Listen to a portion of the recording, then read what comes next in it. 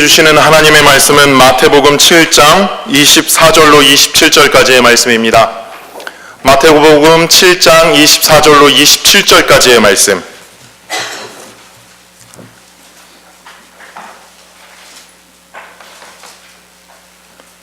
제가 봉독합니다. 그러므로 누구든지 나의 이 말을 듣고 행하는 자는 그 집을 반석 위에 지은 지혜로운 사람 같으리니 비가 내리고 창수가 나고 바람이 불어 그 집에 부딪히되 무너지지 아니하나니 이는 주추를 반석 위에 놓은 까닭이요 나의 이 말을 듣고 행하지 아니하는 자는 그 집을 모래 위에 지은 어리석은 사람 같으리니 비가 내리고 창수가 나고 바람이 불어 그 집에 부딪히매 무너져 그 무너짐이 심하니라. 아멘.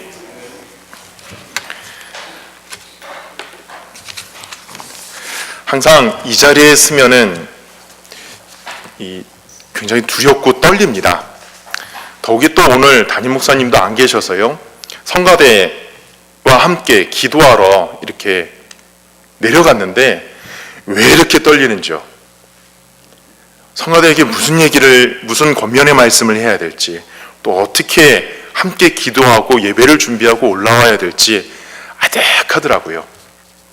그리고 지금 설교단에 서서 하나님의 말씀을 증거하는데도 어떤 말씀을 또 어떻게 제가 받은 은혜를 전해드려야 될지 참으로 심히 두렵고 떨립니다. 혹여라도 제가 말씀을 전하는 가운데 혹여라도 실수를 하더라도 이해를 해 주시길 바랍니다. 올해 최고의 바보들, 그러한 사람들을 모은 그러한 글들이 있습니다. 설마 이런 일이 있을까? 에이, 그러지 않았겠지. 이런 바보들이 있을까? 라고 하는 그러한 글들이 있는 책들이 있습니다. 글이 있습니다. 그런데 실제로 그렇다는 것입니다. 그 몇 사람을 제가 소개를 하려고 합니다. 먼저 어떤 부인이 독극물센터에 전화를 합니다. 전화를 해서 떨리는 목소리로, 흥분된 목소리로 전화를 합니다. 선생님, 저희 딸이 개미를 먹었습니다. 어떻게 해야 되나요? 선생님, 저희 딸이 개미를 먹었습니다. 그러자 그 선생님이 이야기를 합니다. 아니, 개미 몇 마리 먹는다고 죽지 않습니다. 요즘엔 벌레도 찾아서 먹는데요. 그게 문제가 아닙니다. 개미를 죽이기 위해서 제가 살충제를 먹였습니다. 네. 다음번에는 웃으실 줄 알고 또 다른 이야기를 하겠습니다. 어떤 사람이요, 뱅크 오브 아메리카에서 이 은행 강도를 하려고 디파짓 슬립에다가 씁니다. 나는 은행 강도다. 얼마를 내놔라. 그런데 그날따라 뱅크 오브 아메리카의 줄이 너무나도 깁니다. 사람들이 너무나도 많이 있습니다. 여러분, 은행에 사람이 많으면 어떠십니까? 이 사람이 슬슬 이게 화가 나기 시작합니다. 짜증이 나기 시작합니다. 그럼 이렇게 주위를 둘러보니까는 길 건너편에 웰스 파고라는 은행 딱 보니까는 사람이 없습니다. 야, 여기만 은행이냐? 저기도 은행인데. 그리고 길 건너 웰스 파고를 갑니다. 그리고 데스크에 있는 은행원한테 그 디파짓 슬립을 딱 내놓습니다. 이 은행원이 참으로 지혜로웠던 것 같아요. 씩 보더니 분명히 거기에 나는 강도다 라고 써져 있지 않겠습니까? 그 은행원이 뭐라고 얘기하냐면은, 손님, 죄송합니다. 저희는 웰스 파고 은행입니다. 이 뱅크 오브 아메리카 디파짓 슬립으로는 손님께 돈을 내드릴 수 없습니다. 길 건너 뱅크 오브 아메리카로 다시 가주시기 바랍니다. 이 강도가 다시 뱅크 오브 아메리카로 갔대요. 그리고 그 사이에 출동한 경찰에 의해서 체포가 됐다는 이야기입니다. 또 다른 이야기입니다. 편의점에서요, 어떤 젊은 남자가 위스키 한 병을 가지고 와서 계산대에 내려놓고 위협을 하면서 이야기합니다. 너 그 금고 열어서 돈을 달라고. 이거 완전히 강도죠. 이 점원이 안 된다고. 이 금고는 네가 뭘 사야지 열 수 있고 너의 신분증을 확인해야지 열 수 있다고. 그리고 내가 보니까는 너는 21살이 안 된 것 같다고. 너의 신분을 내가 좀 확인할 필요가 있다고. 그렇게 실랑이를 하는데 이 강도가 이제 화가 나갖고 지갑을 꺼내 보이면서, 야, 나 21살이라고. 지갑을 보여줬다고 그럽니다. 그리고 나서 위스키와 돈을 가지고 자기 집에 와서 신나게 즐기고 있는데 2시간 후에 경찰이 노크를 하더랍니다. 그 점원이 그 인적사항을 기억해서 아이디를 기억해서 신고를 했다는 그런 이야기입니다. 여러분, 세상에 이런 멍청한 사람이 어디 있나? 그러나 있습니다. 세상에 지혜로운 사람도 많이 있지만요, 어리석은 사람도 참 많이 있습니다. 여러분 스스로 생각하실 때, 그래, 나는 참 지혜로운 사람이야, 아니면 나는 왜 이렇게 멍청하지? 나는 참 어리석다, 이렇게 생각하십니까? 예수님의 말씀을 보면은 예수님은 이런 사람은 지혜로운 사람이다, 이런 사람은 어리석은 사람이다, 세상 사람들이 생각할 때 나는 참 똑똑하다, 나는 참 대단하다 라고 말하지만은 하나님 보실 때, 하나님 기준으로 볼 때, 예수님 보실 때는 참으로 어리석은 사람이 세상에 참으로 많이 있습니다. 그런가 하면은 세상에서는 인정받지 못하고 세상에서는 내세울 것이 없을지 모르지만은 하나님 보시기에 참으로 지혜로운 사람들이 많이 있다는 것입니다. 여러분, 오늘 우리가 마태복음 7장 24절에서 27절까지의 말씀을 봅니다. 이 마태복음 7장의 말씀이 어느 말씀이냐면은 마태복음 5장, 6장, 7장 이 세 장을 어떤 말씀이라고 이야기하시죠? 산상수훈이라고 말씀합니다. 마태복음 5장에 하나님의 팔복의 말씀으로 시작되는 그 산상수훈의 말씀의 결론입니다. 오늘 이 말씀을 가지고 함께 은혜를 나누고자 합니다. 24절에 뭐라고 시작하죠? 그러므로 라고 시작합니다. 그러므로라는 말의 뜻이 무엇입니까? 지금까지 너희에게 내가 전해준 이 말의 결론이다. 제자들다운 제자, 하나님의 자녀다운 자녀, 하나님을 믿는 성도들의 신앙생활에 가장 중요한 것이 무엇인지 이제 내가 너희에게 알려주겠다, 말한다. 그리고 말씀하시기를 신앙의 기초가 중요하다라고 주님이 말씀하십니다. 그러면서 주님이 한 가지 비유를 드셨죠. 그게 집 짓는 자의 비유입니다. 두 사람이 있다. 한 사람은 그 집을 반석 위에 짓고 다른 한 사람은 그 집을 모래 위에 짓는다. 반석 위에 집을 짓는 사람은 지혜로운 사람들이고 모래 위에 집을 짓는 사람들은 참으로 어리석은 사람이다. 이 세상 사람들 모두가 다 집을 짓는데 인생의 집을 짓고 신앙의 집을 짓고 이 세상 사람들 모두 다 그렇게 집을 짓고 있는데 분명히 반석 아니면은 모래 위에 집을 짓는 것과 똑같다. 너희는 어디에 속하느냐? 여러분, 팔레스타인은요 사막입니다. 광야입니다. 지금도 마찬가지죠. 모래투성입니다. 집을 지을 때요, 그들은 모래 위에 집을 짓지 않습니다. 어디에 집을 짓습니까? 반석을 찾아서 집을 지어요. 반석이 어디 있어요? 바위가 어디 있나요? 조금 높은 곳에 있습니다. 그래서 집을 지으려면은 그냥 낮은 곳에 그렇게 모래 위에 편안하게 집을 짓지 않고 힘들지만은 비용도 좀 많이 들지만은 시간도 오래 걸리지만은 조금 높은 곳에 집을 짓습니다. 또 조금 낮은 곳에 집을 짓더라도요, 그 낮은 곳 모래 위에 집을 짓지 않습니다. 모래를 아주 깊이 파서요, 땅을 깊이 파서 그 기초를 반석에 연결시켜서 집을 짓습니다. 그런데 어리석은 사람은요, 쉽게 가려고 해요. 그냥 모래 위에, 눈에 보이는 모래 위에 집을 지어도 괜찮다라고 그렇게 생각을 해요.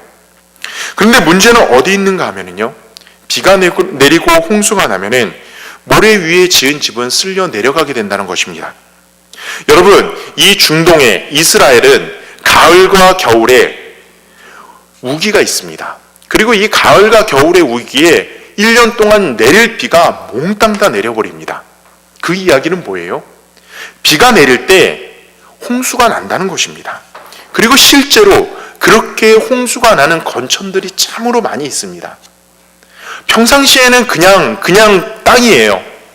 그런데 우기가 되면요, 비가 내려서 그 건천에 물이 흘러서 큰 홍수가 난다는 것입니다.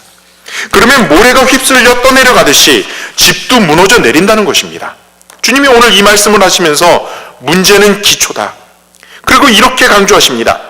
반석 위에 집을 짓는 인생이 되라. 반석 위에 집을 짓는 것 같은 지혜로운 건축자가 되라. 지혜로운 건축자가 되려면 반석 위에 집을 짓는 인생은 무엇인가? 오늘 예수님은 이렇게 말씀하십니다. 나의 이 말을 듣고 행하는 자는, 나의 이 말을 듣고 순종하는 자는 마치 반석 위에 집을 짓는 것 같이 지혜로운 인생, 지혜로운 건축자가 될 수 있다는 것입니다. 오늘 이 말씀을 가지고 세 가지 영적인 지혜를, 은혜를 나누고자 합니다. 첫 번째는 예수님이 말씀하신 오늘 이 말씀 가운데 제일 중요한 메시지는 이것입니다. 내 인생의 기준이 어디 있는가? 나는 나의 인생과 내 삶과 내 신앙의 기준을 어디에다 두고 있는가? 오늘 주님이 이렇게 말씀하시죠. 내 말에, 내가 너희들에게 전해준 이 복음에, 이 말씀, 하나님의 말씀을 너희 인생의 기준으로 삼으라는 것입니다. 이 말씀을 기준으로 삼을 때 너희 인생이 지혜로운 건축자로서, 지혜로운 자로서, 생명 있는 주님의 제자다운 삶으로서 살아갈 수 있다는, 출발할 수 있다는 것입니다. 여러분, 한번 스스로 돌이켜 보세요. 왜 우리가 하나님의 말씀을 잘 듣지 않는가? 내가 왜 하나님의 말씀대로 살고 있지 않는가? 원인을 이렇게 찾아가다 보면요, 하나님의 말씀에 대한 권위를, 하나님의 말씀에 내가 권위를 부여하지 않기 때문입니다. 내게 주신 하나님의 말씀을 내 인생의 절대 기준으로 삼지 않기 때문에, 세우지 않기 때문이에요. 하나님의 말씀을 기준으로 삼지 않으면요, 무슨 일이 일어나죠? 우리가 어떤 기준으로 살아요? 내 기준으로 살아요. 내 마음대로 살아요. 내 경험과 내 지식과 내가 가지고 왔던, 살아왔던 삶의 배경과 전통을 기준으로 삼고 살아가요. 이 세태의 풍조를 기준으로 삼아요. 그러면 우리는요, 흔들릴 수밖에 없다는 것입니다. 모래 위에 집을 짓는 것과 똑같다는 것입니다. 오늘 예수님이 24절과 26절에 두 번에 걸쳐서 강조하는 것은 나의 이 말입니다. 24절에 보시죠. 그러므로 누구든지 나의 이 말을 듣고 행하는 자는 그 집을 반석 위에 지은 지혜로운 자인 사람과 같으리니. 26절에 나의 이 말, 나의 이 말.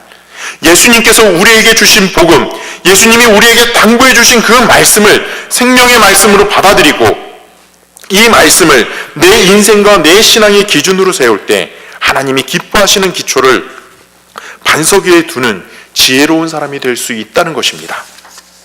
오늘 첫 번째로 우리에게 주시는 말씀은, 여러분, 우리의 인생의 기준을 무엇으로 삼아야 하는가? 예수님은 말씀하십니다. 내가 너희에게 일러준 그 말씀, 하나님의 말씀을 너희 인생의 기준으로 삼으라는 것입니다. 그리고 그 기준은 어떤 상황에서도, 시대가 변하고 상황이 변해도 흔들리지 말라는 거예요.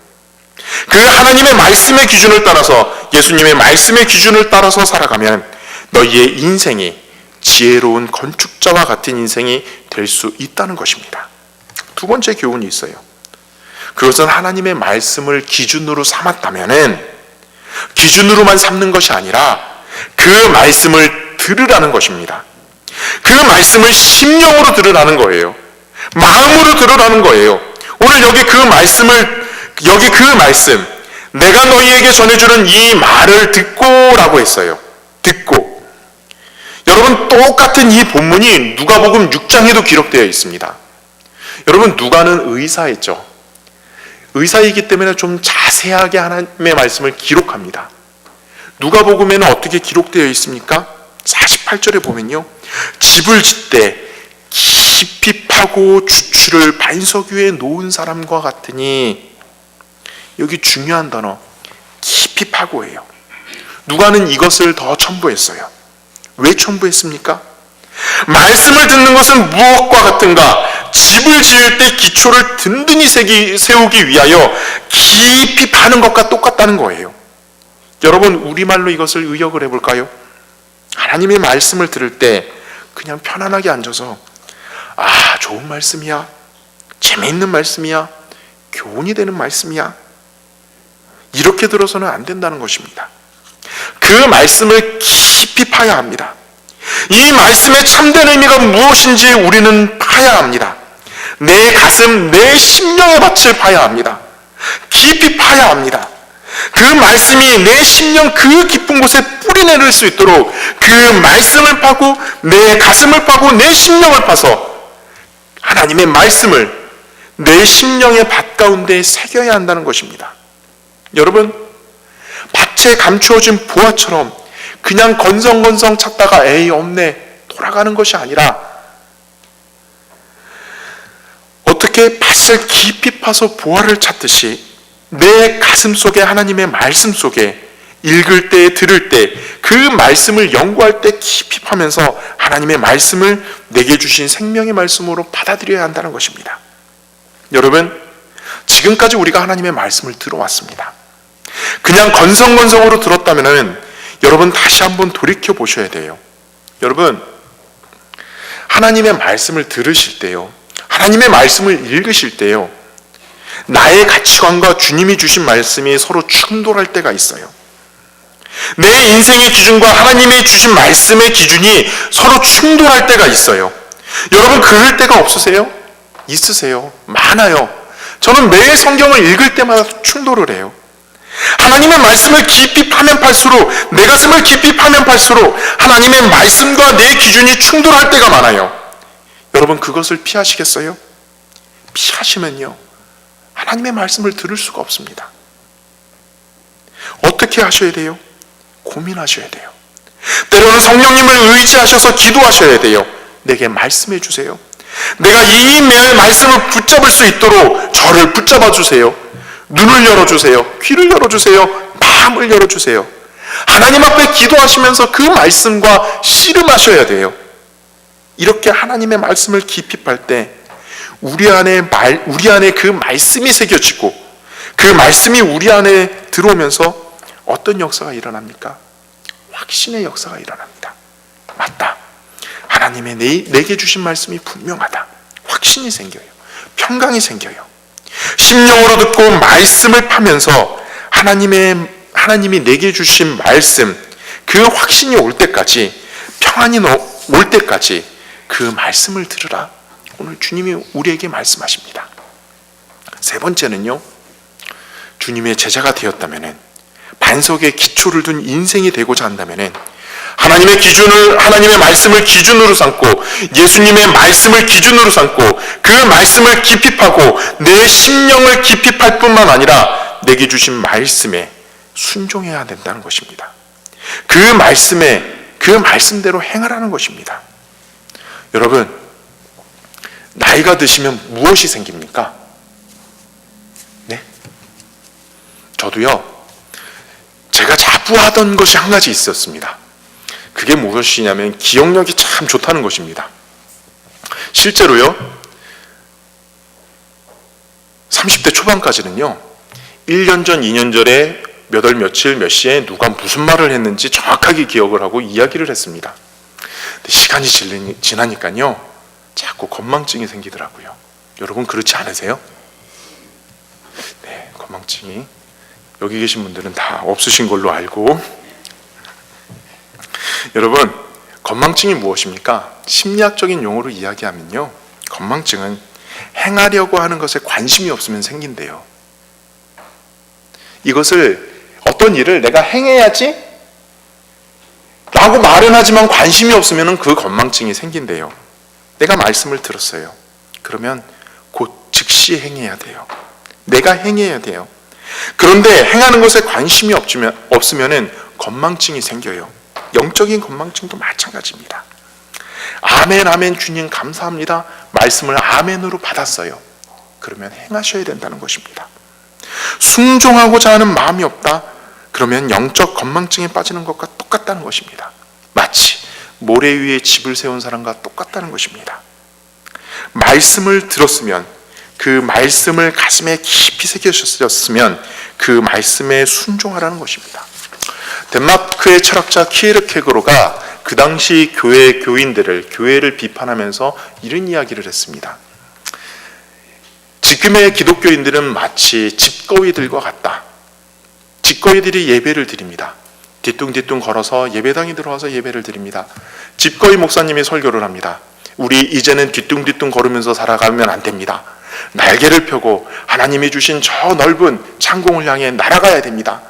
집거리들이 아멘 아멘 하고 그렇게 예배를 마치고 나갔다라고 합니다. 그런데 예배를 들었으면, 설교를 들었으면, 아멘 아멘 했으면 집거리들이 어떻게 했어야 돼요? 날개를 펴고 창공을 날아갔어야 되는데 또다시 뒤뚱뒤뚱거리며 한 줄로 걸어갔다라고 이야기합니다. 키에르케고르가 비유를 통해 비판하는 것이 무엇입니까? 우리가 응답을 해요. 말씀에 응답을 해요. 그런데 문제는 날개를 한 번도 펴지 않아요. 하나님이 내게 그 말씀을 주셨다면은, 하나님이 내게 그 말씀을 그렇게 말씀하신다면은 내가 믿음으로 순종해야지, 믿음으로 행해야지, 이런 의지조차도 없다는 것입니다. 여러분, 저와 여러분은 어떻습니까? 하나님의 말씀을 기준으로 삼으세요?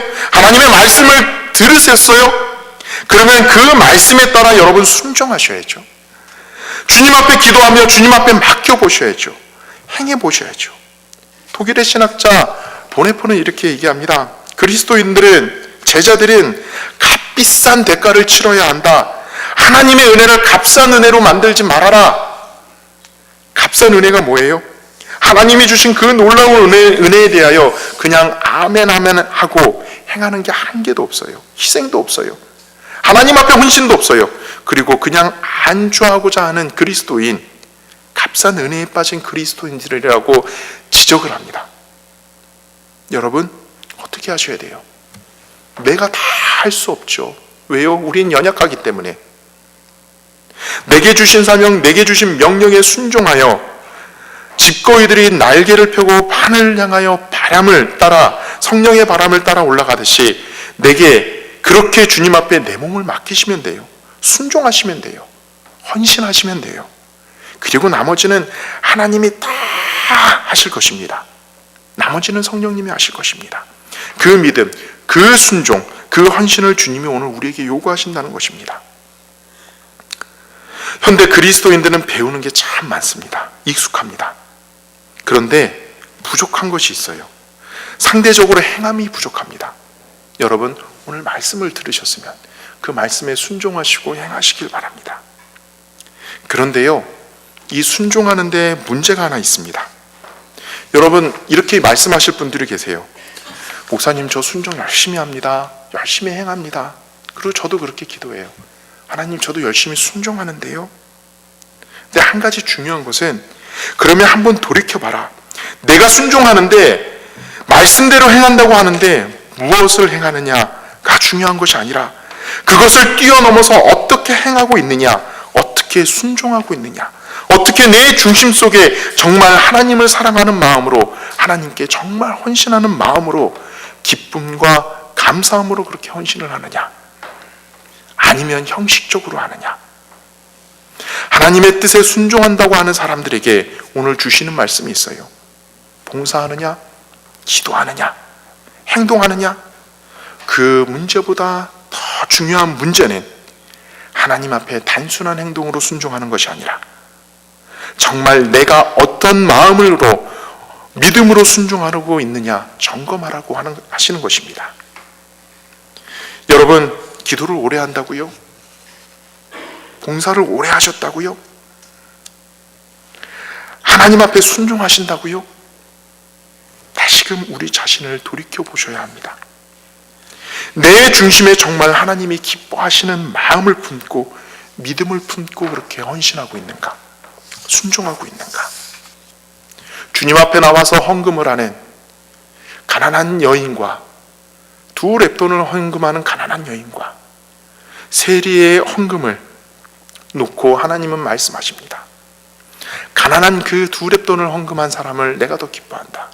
왜? 중심에 하나님 앞에 기쁨이 되기 때문에. 오히려 세리처럼 가슴을 치면서, 창녀처럼 가슴을 치면서 저는 죄인입니다, 저를 긍휼히 여겨달라고 감히 머리도 들지 못하고 통곡하는 그 기도를 하나님이 기뻐하신다. 여러분, 문제는 중심에 있습니다. 속에 있습니다. 오늘 이 말씀을 보면서 나의 이 말을 듣고 행하는 자, 순종하는 자 내게 합당하다. 그 사람이 지혜로운 사람이다. 그 사람이 반석 위에 집을 짓는 사람과 같다. 주시는 하나님의 음성을 여러분 각자가 들으시기를 바랍니다. 그리고 하나님의 음성을 들으시고 하나님이 저와 여러분에게 오늘 말씀하시는 하나님의 음성을 따라 순종하시는 저와 여러분이 되시기를 주님의 이름으로 간절히 기도드립니다. 기도하시겠습니다. 사랑과 은혜가 많으신 하나님, 저희들 주님 앞에 지혜로운 사람으로 반석 위에 집을 짓는 사람으로 살아가기를 원합니다. 하나님의 말씀을 기준으로 삼고 하나님의 말씀을 듣고 하나님의 말씀대로 행하게 하여 주시옵소서. 이 모든 건 예수님의 이름으로 기도드립니다. 아멘.